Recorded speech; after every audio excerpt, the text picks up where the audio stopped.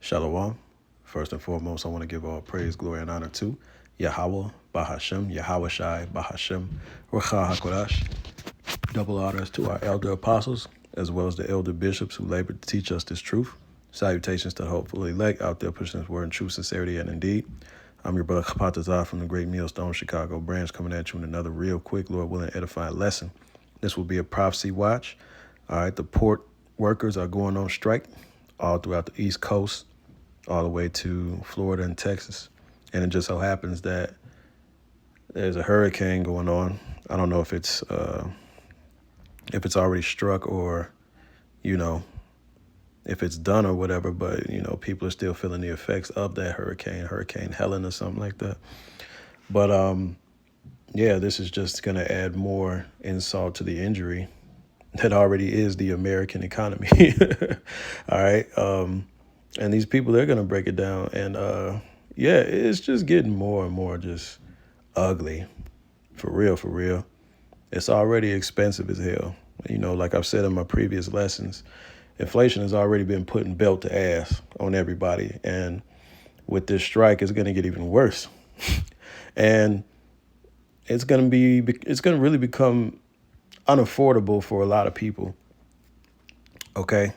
And when that happens, like we've always said, crime increases. People are just going to start saying, fuck it, and going for broke, you know, going for the gusto. When the people have nothing to lose, they lose it. Like Gerald Celente so famously quotes. I don't know if he came up with that quote himself, but he's the first one I heard say that. You know, when people have nothing to lose, they lose it, man. All right. So let's just go into some of the logistics and the effects behind the strike that's coming on, I want to say, this Tuesday. Welcome back. We are days away from a potential strike by 45,000 dock workers at more than 24 ports along the East and Gulf coasts. Negotiations remain at a standstill, with half of the nation's cargo in limbo. Trucking companies are scrambling to move products off ships before things potentially grind to a halt on Tuesday.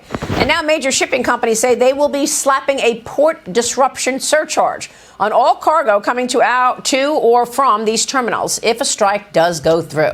Right. Over half of our nation's cargo is in limbo because the other half comes through the West Coast, those ports. But the West Coast, you can't overload them, you know. And then whatever does come through, it's going to be an extra surcharge. All these costs are going to be transferred to the consumer, man. You and me. Joining me now is American Trucking Association's president and CEO, Chris Spear. Chris, great to have you. Thanks very much for being here.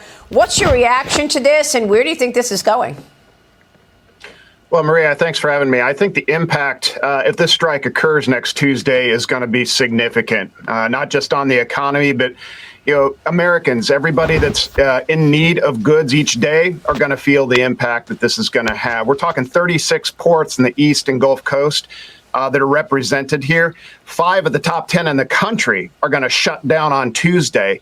We're moving 12,000 trucks daily at Port of New York, New Jersey. This is very significant, especially on farmers. We're talking nearly half of the goods exported out of our ports come from these East Coast ports. We're talking produce, poultry, cotton. This is very significant on our farmers. That produce is going to be felt first in week 1 if this were to occur. People are going to have limited choice, and they're going to pay a lot more for it. So I appreciate you paying attention to this because it's coming. Well, this is a great point that you're making. So produce gets hit first. And I was thinking that the real impact would be inflationary because obviously the supply-demand dynamics leads to higher prices for things. We're just trying to get inflation down, and perhaps we see another spike as a result of this. Absolutely. And trucks are the glue in all of this. Whether you move it on truck or rail, trucks are still going to move that last mile.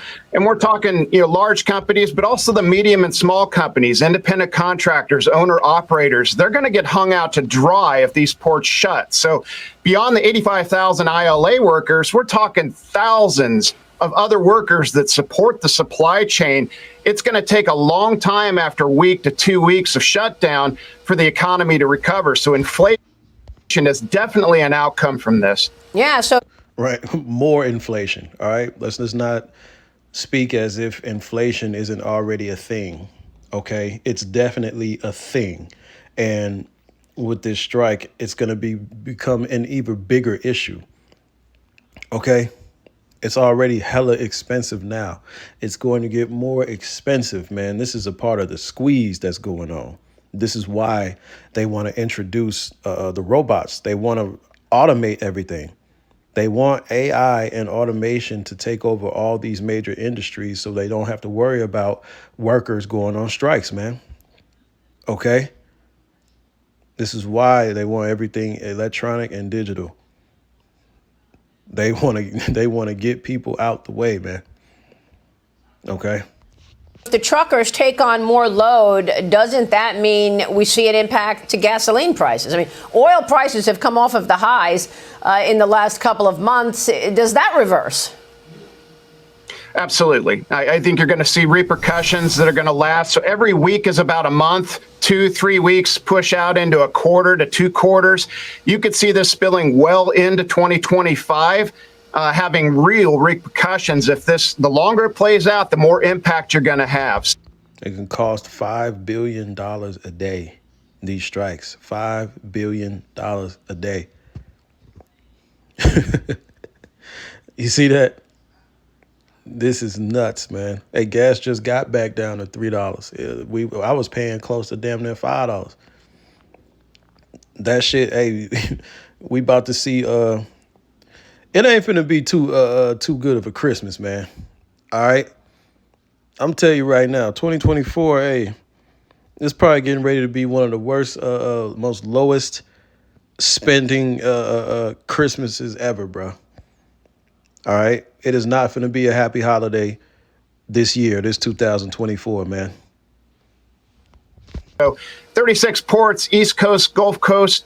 This is very significant to the American economy. You can't reroute all this through the West Coast. So shutting down for terms and conditions that are completely out of reach, 70% pay increase, that's what the ILA is asking for. I think you and I would love a 70% pay increase, but that's not reality. So they need to come to the table. They need to get reasonable, and they need to get a deal. Well, the last time the Biden-Harris administration got involved in the strike negotiations, the workers got what they wanted. So I wonder where this goes. I mean, obviously the timing was on purpose, intentional timing right before the election. I'm wondering if, in fact, you do see Biden or Harris intervene here and perhaps give the workers what they want. How does this play out? Well, if they're consistent, they're not going to come to the table. They haven't yet, and we're 5 days out. So this is really significant in terms of leadership. We've got a president, vice president, and an acting secretary of labor that have walked a picket line for the UAW. They are already in the pocket of big union bosses, and they've stated that. So if you're USMX representing the 36 ports, you have no incentive to come to the table if it's led by this administration, because they've already shown their cards. They're already in the pocket of labor. So there's no way that you can mediate with credibility. That's not leadership. We need it. We need it now. That's a great point. Chris, real quick before you go, what is your assessment of the economic situation today, and how does that worsen should a strike happen? Well, I think week over week is how you measure this. I was involved in the Taft-Hartley in 2002 when the West Coast port shut down for nearly 2 weeks, and we measured in advance the impact that shutdown was going to have week over week. So when I say a week equals a month, 2 weeks, 3 weeks equal a quarter, you could see this spill well into 2025. The ramifications, not just to the supply chain, including trucking, but the entire economy. Choice will be limited and prices are going to be higher. So that's not good news going into an election, going into the holidays. This administration needs to get to the table and broker. Yeah, it ain't finna be a holly jolly Christmas, man.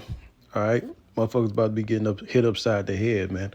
This is 2 Ezra chapter 15, verse 14. Woe to the world and them that dwell therein, for the sword and their destruction draweth nigh, and one people shall stand up and fight against another, and swords in their hands. And you're getting ready to see that for real.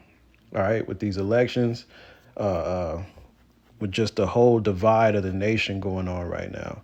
And when goods and the cost of living and food is unaffordable, you magnify these types of issues, and you push these type of situations to the forefront. You know, you accelerate the problem very quickly. It says, verse 16, for there shall be sedition among men and invading one another. They shall not regard their kings nor princes, and the course of their actions shall stand in their power. See, all right, because, hey, when it's unaffordable, when it's too tough to live, people really don't want to hear shit. All right, guess what? The police are going to be affected. Hey, they're going to be looking out for themselves. Shit, during 2020, when the vid had the country shut down, it was police that was out there stealing and looting. Right along with the criminals, man. We seen it. Hey, they caught it on camera, man. You see? So all hell finna break loose.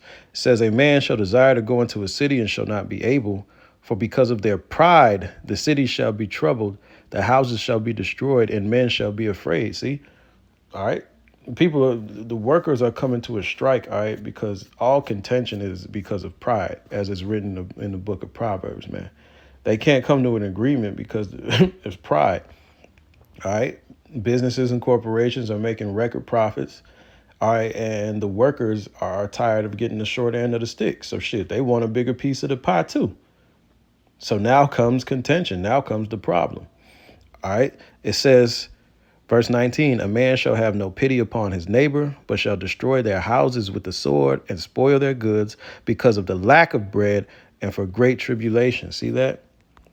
So this is all leading up to a lack of bread, man. This is all leading up to unsustainability. People no longer being able to afford to live. All right? People are already tired because the whole world, especially in America, Americans feel like they're literally just going to work just to pay bills. Okay?